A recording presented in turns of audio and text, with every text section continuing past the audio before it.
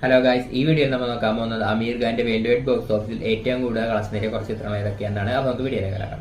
അപ്പോൾ 5ാം സ്ഥാനത്തുള്ള ചിത്രം 3 ആണ്. 3 വേൾഡ് വൈഡ് ബോക്സ് ഓഫീസിൽ നിന്ന് 390 കോടിയോളമാണ് നേടിയത്.